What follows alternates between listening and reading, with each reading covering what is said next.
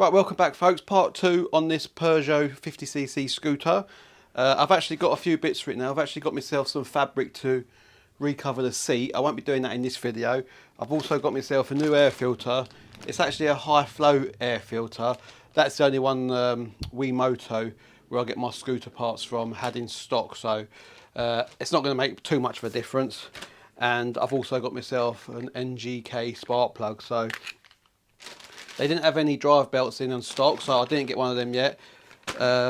What we're going to be aiming for today is I want to get the carburetor off and have a look at that and give it a bit of a clean up.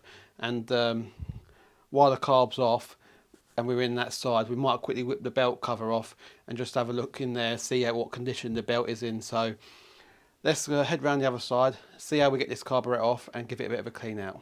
Right, so coming in, we need to take the airbox off first. Let's take this old filter out now that you can see this one's totally knackered, this filter. It's just all perishing and crumbling and just ripping, so that's no good. We'll get rid of that. A little bit of fluff in there. It all looks nice and clean in that airbox, but just by having a look round, all I can see is one fixing bolt down here, and it looks like a 10mm. So we'll just crack that off, and I'm hoping the airbox should slide off then. I say I've never worked on one of these bikes before, so it's all new to me.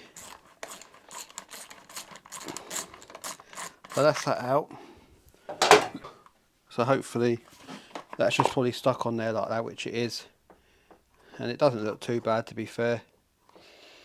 So we've opened up our carburetor now, and I need to work out how that's fixed in there, which I can see a couple of bolts down there which look like 8mm, but I just want to take this ducting off if I can. I can see another 10mm bolt here, so hopefully if we undo that, that should give us better access to getting this carburetor off.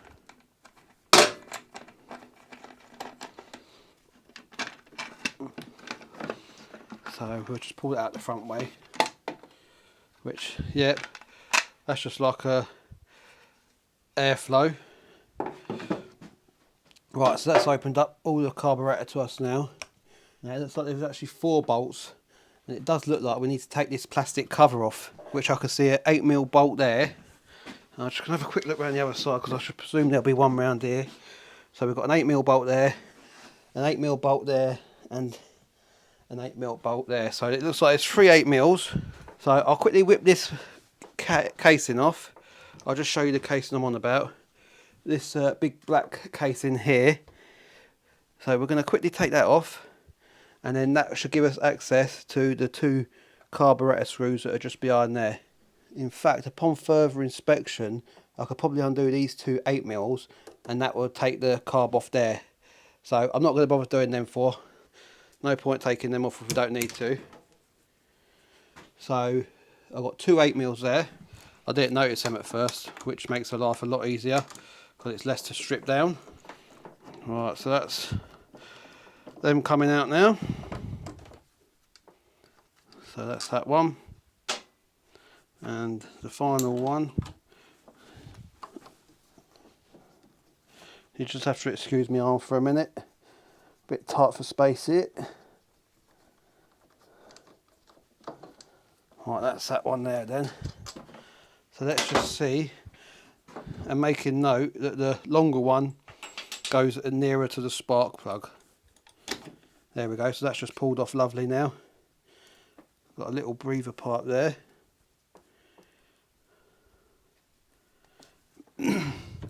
Right, so having a look, it's an electric choke on this.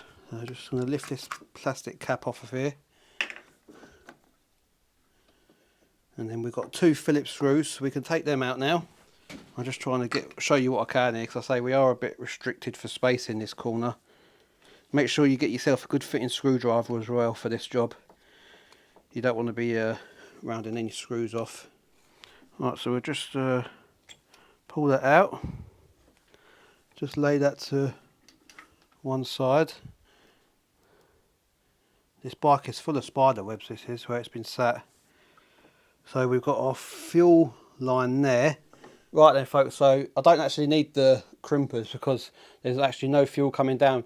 I believe these do work on a suction, these, but Don't quote me on that, but I will be taking that off of there as well, because the one on the Peugeot did cause me an issue as well. There should be a second pipe, which is just here.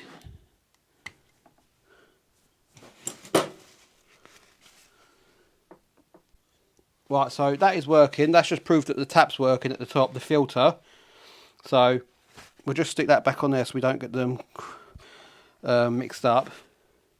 So it does look like we've got a carburetor issue here, because we've just seen there that we are getting fuel flowing down to the carburetor. I'm just going to get the rest of this carburetor stripped down. Just snip them out. Let's move our needle. So here's the carb. Let's move over to the worktop and start cleaning this and stripping it down. Right folks, so we've got the carb here. We've got 2 crosshead screws just on the bottom there. So we'll whip them 2 out. Have a look what's this carb bowl's like. I'll just put my screws in that little compartment there. And always get yourself a nice little clean environment when you're working with carburetors. So we've got our O-ring there, it's stuck to there. Not too bad. I've seen a whole lot worse on carburetors. A little bit of gunk in there, nothing major though. So that's not a big problem, we can clean that out.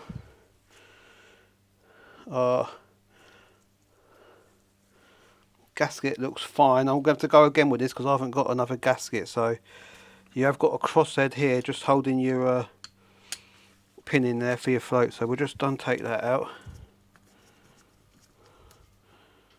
So we'll just get that out, put that in your little compartment. Just lift your float out, get your little needle. That's fine, that needle. It's got a rubber point on that, nothing wrong with that at all. And this is where you want some good fitting screwdrivers. So we tend to find this one does a good job for our carb jobs that we need. So get that in there, and that's wound all the way in. So just take this out. It doesn't look too bad in here, to be honest with you. And that hole through there is perfectly clear. We've got another one here, look.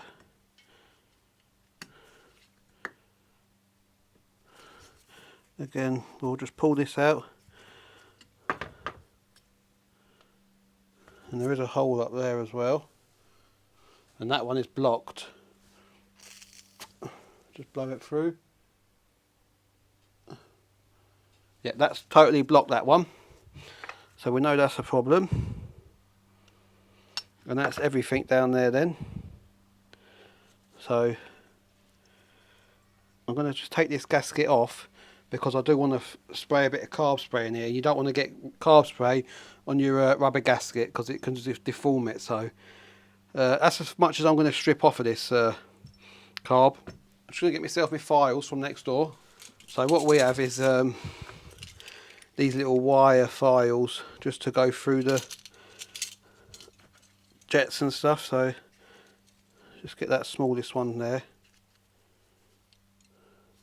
That's really tiny, that is. But that has just cleared that out now. I can see right through that. Bit of a pushing that file up there and blowing through it. I can see daylight through that now. But I'm just going to put a bit of carb spray through it as well, just to make sure it is clean. Yep, I can see the carb spray shooting out of there. So I'm happy with that now. I say there was no light coming through that at first. When you held it up to the light, you couldn't see through it. But I can definitely see through that now. That other one was perfectly fine. I will put a bit of spray just through it, just to clean that up. And then I'm just going to go around this carb and spray down all the chambers, just to make sure everything's clean as it needs to be.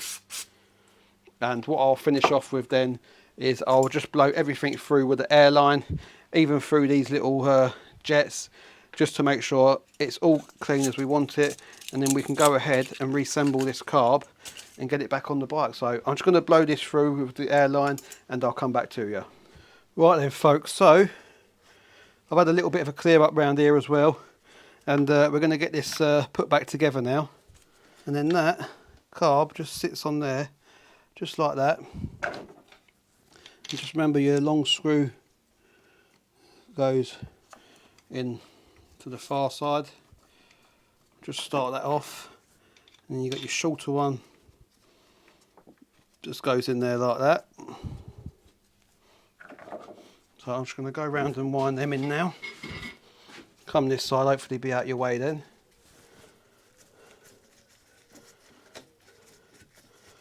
Just do a bit at a time. Pull that up evenly. And as I say, I'm pretty happy that that filter at the bottom of the tank is working as it should, because as when I blew on that opened the diaphragm to let the fuel by. So I'm hoping that's all working as it should, and we found our issue with that block jet in the carb. So they just want to be hand tight. That's that done. And we've got left is we've got our breather airflow. So I'll just give that a quick wipe over. I say you don't see any of this, but it's nice just to have it cleaned up. We're coming from that way.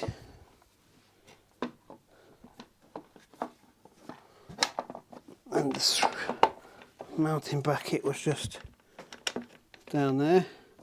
And these were 10mm, weren't they? So we'll switch back to our 10mm socket. Just start winding that one in.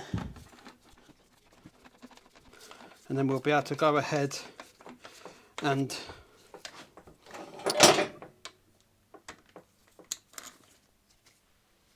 put the air filter box back on, because we don't want no crap getting in this air filter back into the carburetor. So again, just wipe the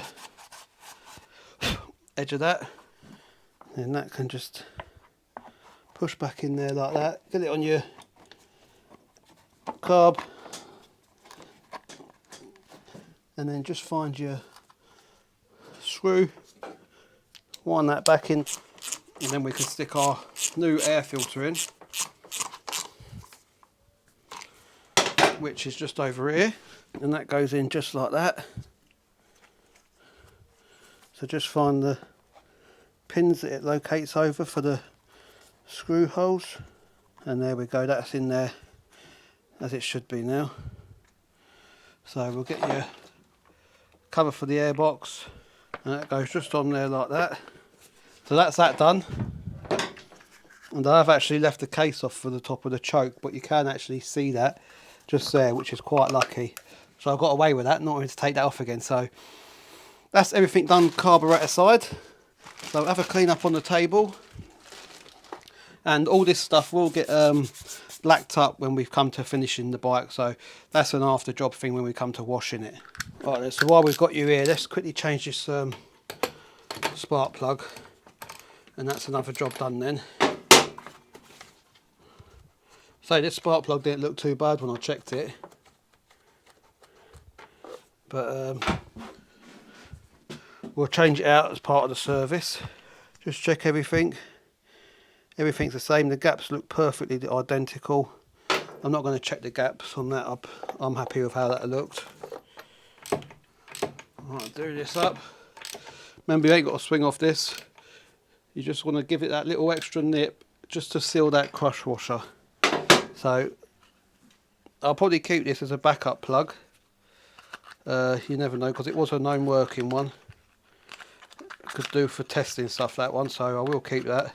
Right, so what I want to quickly do now before we wrap this video up is I want to try and get all these plastics off, because I don't like the way they look. They're all faded and horrible, and horrible grey colour. So my idea now is to quickly get these plastics off, all the what you can see like the sun faded grey, because I'm going to paint them. I've just done a little experiment on the back mudguard, and I'm happy with how it's come out. Look, as you can see, I've gone black with it, and it's got a nice new finish to it. It actually looks like a new panel, that does, with that finish. So I'm really happy with that.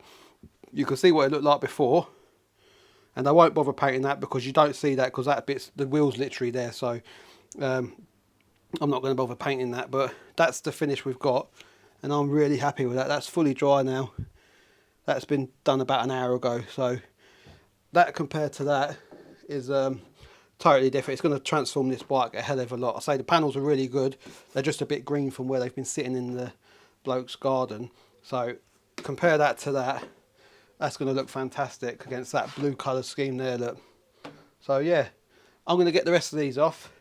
You don't really need to see that. It's only a matter of 4 screws on the foot pan, and then 3 on each side there, 6 screws there, and then there's a couple up there. So I'm going to quickly whip them off now, and I'll come back to you. Right there, folks, so this is a quick little before shot of what it looks like. It's still green, but I've given it a scotch down and with a scotch pad just to scuff the plastic up with one of these and use some cleaner on it as well. So it has been degreased now.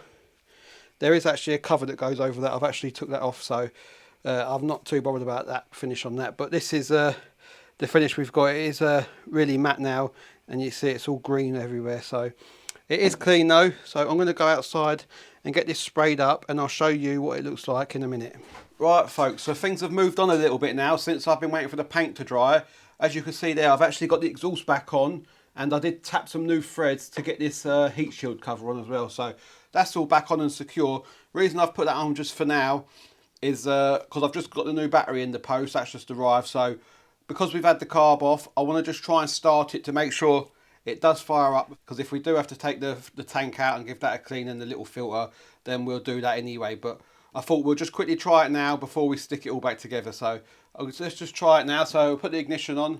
You can see there's no clocks on here now because I've took the surround off to paint. So with these, you just pull the brake in and hit your start button.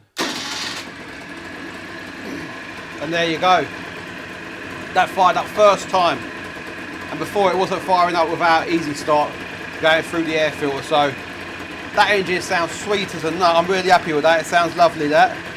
So we'll just turn that off now so we're not gassing ourselves out. So I'm happy now that we can go ahead and start rebuilding this back end with the panels on, because I think you have to start from the back and then you work your way forward. So yeah, hopefully in this video we'll have most of the panels back on, and we'll be getting ready to maybe go and take it for an MOT.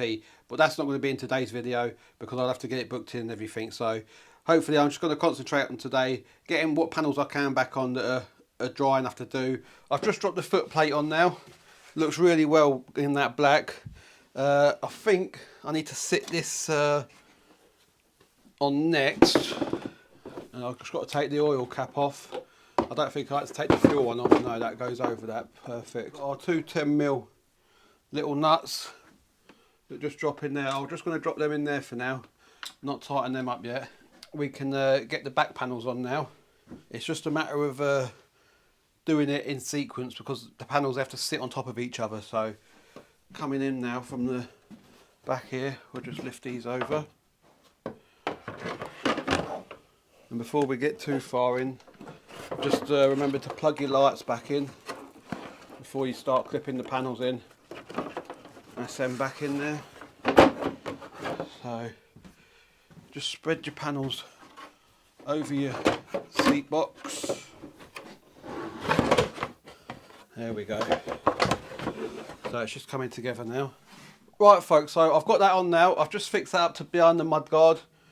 Nothing else is bolted up together yet. But as you can see, these colours now are really popping, going really good together. Was lucky enough these fairing panels were in really good condition.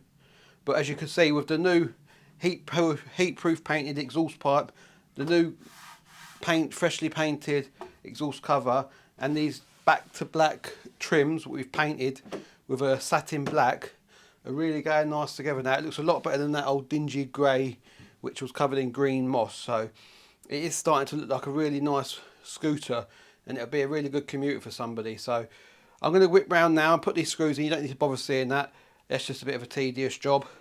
So once I've got all these screws back in, we'll come back and see where we're at. She's all screwed and buttoned up now on the rear end, but as you can see, it's looking fantastic. I'm really happy with how this has come out.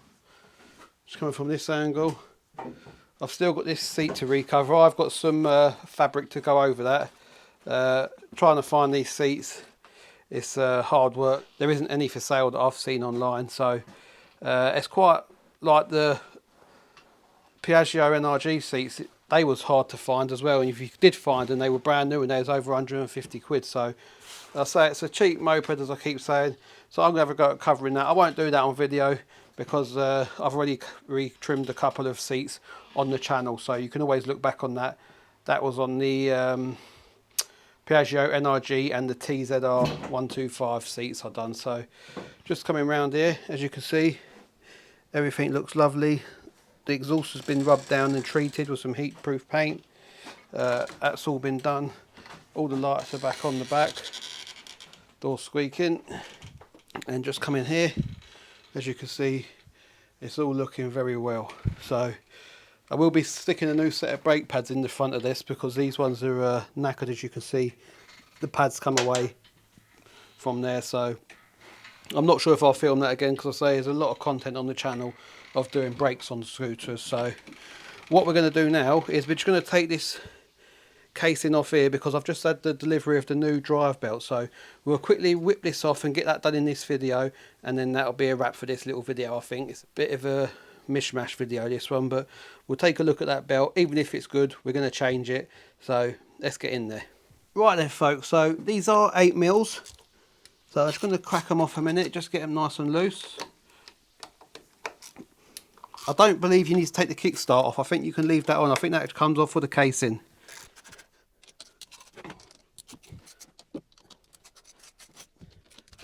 So there's not many screws holding this in. There's 2, 4, 6, 8 screws holding this in. Just take the weight of that. So hopefully when I get the parts next week, it's Thursday, so they won't be here till next Monday to Wednesday, I think it said. It don't look too bad in there.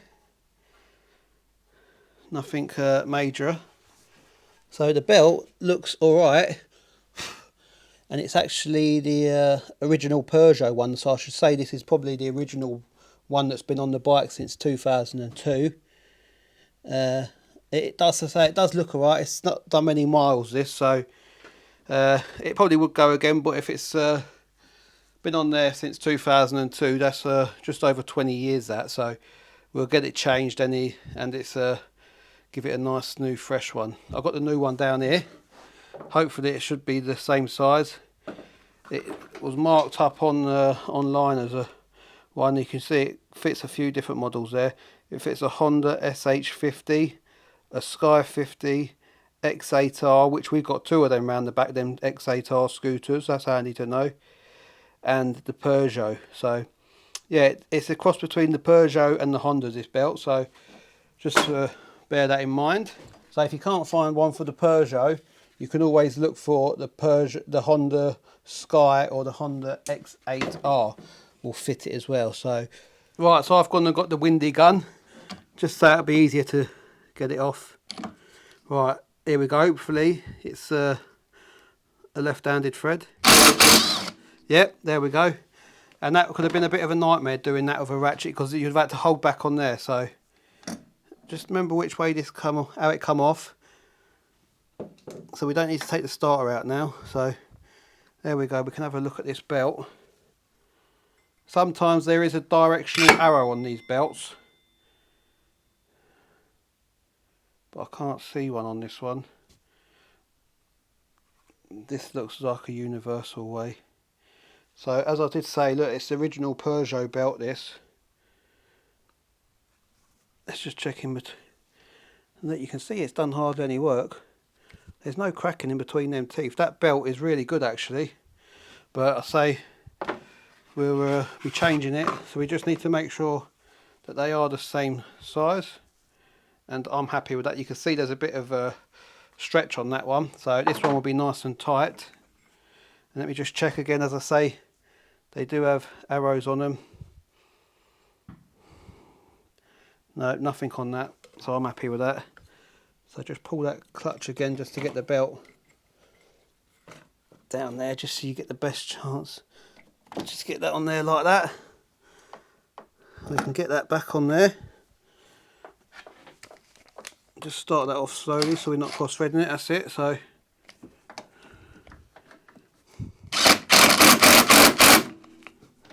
alright, that's happy with that.